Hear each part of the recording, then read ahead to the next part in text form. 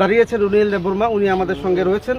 ওনার সঙ্গে কথা বলছি এবং জেনে নেওয়ার চেষ্টা করছি উনি কি আশা করছেন এবং কি ধরনের পরিস্থিতি রয়েছে এই ওয়াকিনগর এলাকায় এবং এই বুথ সেন্টারে। কি ভাবছেন আপনার, কি ধরনের চিন্তা ভাবনা করছেন আজকে? দেখুন, সব এই 14 বুজনগর ওয়াকিনগর যে এরিয়া আছে, উভয় অংশের লোকেরাই, জনগণরাই উৎসবের মেজাজে ভোট প্রদান চলছে এবং ভোর 4টা থেকে লাইন ধরে এখন পর্যন্ত 40-50% ভোট প্রদান শেষ। উৎসবের মেজাজে চলছে এবং এটাই আমাদের লক্ষ্য। তীব্রমথা পার্টি এবার 14 বুজনগর ওয়াকিনগরে 25,000 টোটাল ভোট পাচ্ছে এবং ফুল ওভার ত্রিপুরাতেও সেম উৎসবের মেজাজে সকাল থেকেই ত্রিপুরা ধরুন যে ভোটাররা আছে সবাই দলে দলে বের হয়ে ভোট দিচ্ছে এবং বুবাগরাকে জেতানো, সততার যে লড়াই করছে, বুবাগরা অধিকারের যে লড়াই করছে, এই পার্টিকে জেতানোর জন্য সমগ্র এলাকাবাসী তৈরি আছে, রেডি আছে এবং অল ওভার ত্রিপুরার রিপোর্ট এটাই বলছে যে এবার তীব্রমথা কম 24টা পাচ্ছে, বেশি হলে 25টা সিট আসন নিয়ে সরকার গঠন করছে।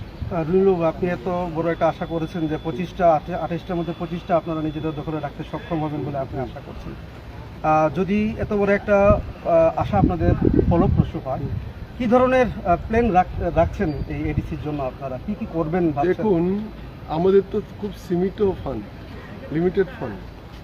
আমরা যে গত 5 বছরে যেটা করতে পারিনি এই 5 বছরে করব এবং এটা বলি যে আমরা মেন অধিকারের জন্য লড়াই করছি, এই নিজের অধিকারের জন্য, ত্রিপুরা অধিকারের জন্য লড়াই করছি এবং এটাকে আমরা চালিয়ে যাব যতটুকু পর্যন্ত আমরা আমাদের ত্রিপুরা একট বাস্তবায়ন না হয়, আমাদের দাবিটাও পূরণ না হয়, এর উপর আমরা লড়াই করে যাব। আচ্ছা রুনিল, আপনাদেরকে বলছি যে যেহেতু এখনও আপনারা সরকারে আছেন, এখন এই এডিসি নির্বাচনে আপনারা আলাদা আলাদাভাবে প্রতিদ্বন্দ্বিতা করছেন, পরবর্তী সময়ে আপনাদের কি প্ল্যান থাকবে? সরকার কি আপনারা থাকবেন? হ্যাঁ, থাকবো না। কোন সরকারে? মানে এই যে এবার যে রাজ্য সরকার রয়েছে, বিজেপি সরকার, রাজ্য সরকারে 2 জন মন্ত্রী রয়েছেন বিধানসভায়। হ্যাঁ, রাজ্য সরকারে দেখুন এই এডিসি ইলেকশন তো আমরা একভাবে লড়ছি, একলাই লড়ছি আমরা এবং এটার যে আপনি কথা জিজ্ঞেস করলেন, এটা আমাদের পার্টি হাইকমান্ড বলতে। হ্যাঁ, এখন পর্যন্ত তো আমি কিছু জানি না, আর এটা আমি গ্রাসরুট লেভেলের লিডার, আমি গ্রাসরুট লেভেলে কাজ করছি। ধন্যবাদ আপনাকে।